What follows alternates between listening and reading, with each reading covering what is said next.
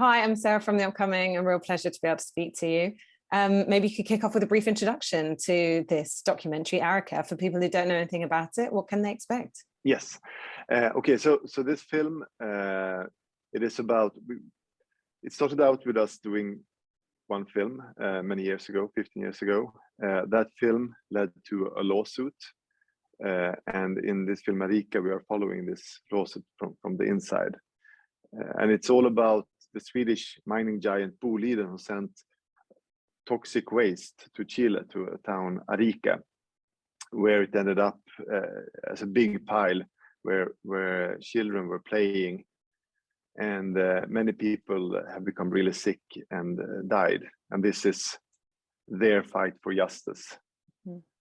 And obviously the documentary, focuses quite a lot on Lars, its personal connection in terms of his background, having been originally from Chile and adopted to Sweden. So how did you become involved, and what was your motivation to also work on this project, both from the first documentary and into the second one?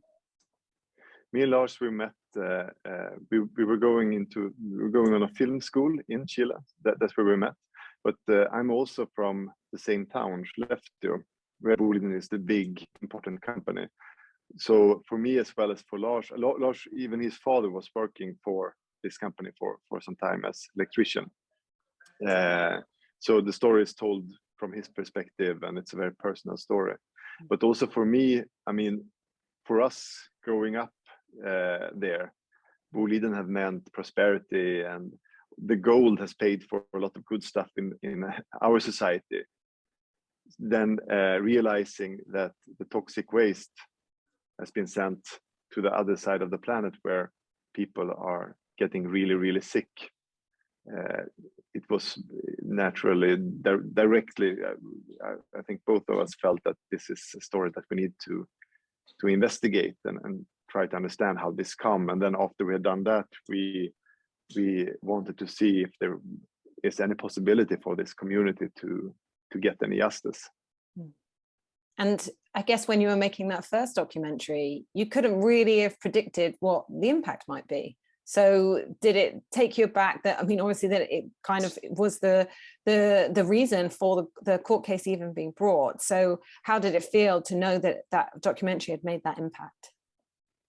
I mean, that was fantastic.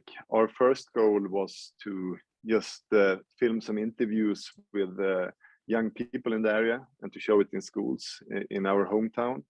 And then it became bigger and bigger and bigger. And then it became this documentary, and it had quite good impact. So when the lawyers phoned us up and said that they were going to try to sue Boliden, and later on it became this huge court case.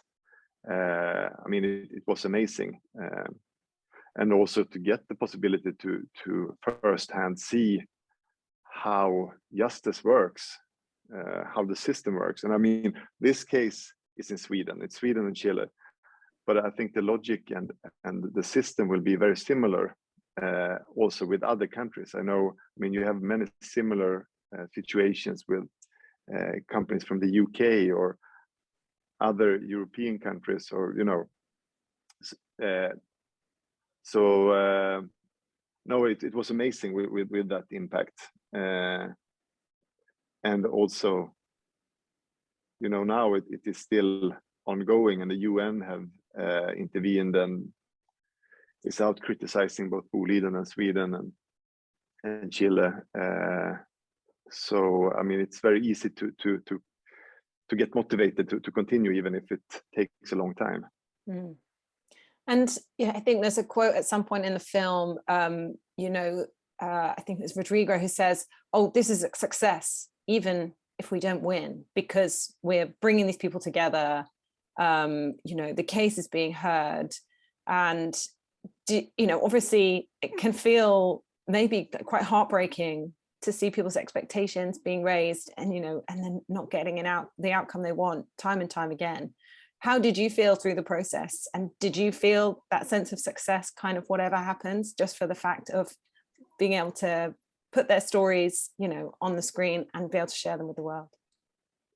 I mean, it is important to try. I mean, what else can you do? And at one point, it didn't end up in the film, but I think it's such a nice quote. The American lawyer Louis Gordon quoted Dr. Martin Luther King, who said that the arc of the moral universe is long, but it bends towards justice. And the only way to tweak and to talk about and to see if the system that we as people have arranged is just or not is to try it. So even losing is, you know, is important. I mean, you always need to pick the fight and try to push the system, or to, you know, also for people to understand, do we think this is right or not? And I think that is one of the things that I'm mostly proud of with this film, that I think that you can really get the feeling of how the justice system works in these cases. And what was the sort of personal journey for you as a filmmaker? I mean, because we definitely see, I guess Lars is in front of the camera more, and we see the, you know, amazing connection he had with the residents, particularly Jocelyn, I think it is, you know, naming her children after you know, you guys and stuff. So what was that personal journey like for you? It must have been quite a roller coaster. You must have been there, right there with them in all those moments of the highs and the lows. Absolutely, and me and Lars, we are working, you know, really close together. He can pick up the camera and film stuff if that's necessary, and we write the script together and the narration. So it is from his point of view, but it is also, you know, from both of us coming from the same place. And Jocelyn naming her kid to Lars William after the both of us, it's, you know, we have gotten really close friends and, you know, almost family members in Arica. Yeah. And what about Rolf? I mean, for me watching it, I don't know, out of all the people, of the sort of characters, you know, subjects that you pick up on, it feels like, even though of course, you know, there's the big kind of multinational corporation to sort of you know, feel anger towards, but you know, what was that like, that moment that you felt like, I guess, did it feel like a betrayal, since you'd spoken to him personally and then he sort of changed his story a bit? I mean, we were not prepared at all of what would happen when we met at court. We could understand that this would be difficult for him, of course, you know, and that Boliden would put some pressure on him. But him just walking past us and not even saying hi, that was really strange for us. And I think up until this day, we don't really know what made him turn, and how he thinks about this. Mm-hmm. And what do you hope people will take away from watching this film? I mean, I don't know if it's a fair sort of parallel, but the thing that kept coming to my mind was Erin Brockovich. And so I don't know whether that almost gives people a bit of way into the story, because obviously everyone's so familiar with that, and of kind of the small guys fighting, you know, the bigger corporations with the endless budgets. But, you know, it does bring up a lot of issues. Like you say, it's as much about how fair the legal system is. And, you know, how if you do have more money behind you, is it always a given that you're going to win? And the sort of uneven balance of power between the developed world and developing world, you know, all these things are brought up by this case. So what do you think the themes are, and what do you think people take away? So I hope people will watch the film and just the things you are saying, discuss justice and how it works. I mean, the legal system in many ways, it's something very beautiful that we have built as we as a society to be able to correct things that are harmful. And in the system you have the company's rights to be able to plan things, and we need these companies to get work and to get all of these things. And then you have the human rights, and you have the right to health and all of that. And when you go into a court case,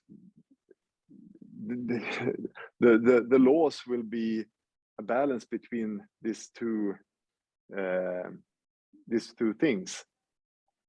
And it's important for us to understand how it works, so we can tweak if we don't think it is just. After watching this film, do we think this was a just process, or do we think something needs to be tweaked here? Yeah, and even the fact that I think it's always blown my mind. I mean, I'm absolutely no expert on law, but the fact that there is this sort of, do you call it statute of limitations, or the time period can run out on crimes, because that just feels like the sort of most unjust sort of rule, that we're like, why is that the case? So there's a lot of things that probably to the layperson can seem quite confounding. And also going in as a filmmaker, or any person that do not have a law degree, it's also very obvious that it's all these technical things. It can be the time limit, or it can be something else, but it's not. You think that it will be very much just a discussion about what is right or wrong, but that is a very small part of it. Many times it is those technical and things that will be the most important part of it. Yeah, it's almost like it goes against common sense. Like some moments in the case where the sort of, they're doing the demonstration of, oh, if I walk along, the substance, how much does the dust come off? And then you've got clearly, videos of the waste being moved and the dust just flying off in every direction. And that's just one small example of where it's kind of, you kind of get swept up in the technicalities, and something that's there in plain sight, and the most obvious conclusion to draw from what happened is that it did contaminate the people's housing area. So that must be something really frustrating to watch from the sidelines. Yeah, and I mean, and film is also a very good way to show this. I mean, this is one example. Another example is, them in the court talking about that the survivors, they don't need to worry, and then going to a mother who lost her kid. It is like two different realities going on the same time, and the reality in the courtroom will have consequences for the people living in their reality. And what do you feel at this moment in time in terms of the future? Because obviously in the specific case of this, you've got the UN intervening, and whether any kind of justice or anything will ever be improved for their situation. But I guess also more generally, because you watch this and you just know for sure there must be tens, if not hundreds, of these sorts of cases, that have happened and haven't even, been seen, whether on screen or never seen the light of day in a courtroom. Do you think that there will be justice served, and do you think things will improve? There are a couple of things going on now, like you said. It's the UN intervening. There's also the people in Arica. The waste is still there, so there is a campaign from the people in Arica to send this waste back to Sweden, where it could be stored in a safe way by the company, for example, Boliden. They have a storage room in the mountain, and like you say, these things happen all the time. It's some kind of toxic colonialism, and I think the only way for us to fix it is to get involved and to discuss it, and to that every people try to get their own mind around it, and see, is this just or is this wrong, and that we tweak our systems according to that. And you'd hope that it does feel like we're in an era now where people are much more conscious about the environment. People are sort of getting more into activism than maybe we've seen in the past, because it's something that also lies on the shoulders of us in the Western world, do we want to support X, Y, and Z company if we know that their practices abroad or in terms of the environment, are very, they've got a lot of negligence towards it. So hopefully it's also the power of people to speak up can also make a difference. And now we are also in a time where it's extremely important. I mean, going from fossil economy and having more environmental friendly cars, batteries, solar panels, all this, we will need a lot of minerals, and it comes with a risk. So if we want, and I mean, we need to change our way of living. We need all these things. So we will need these companies that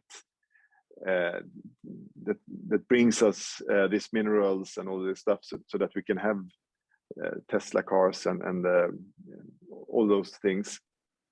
But it needs to be done both when you mine, and also the full process. And when you will always have a material in the end that many times will be dangerous.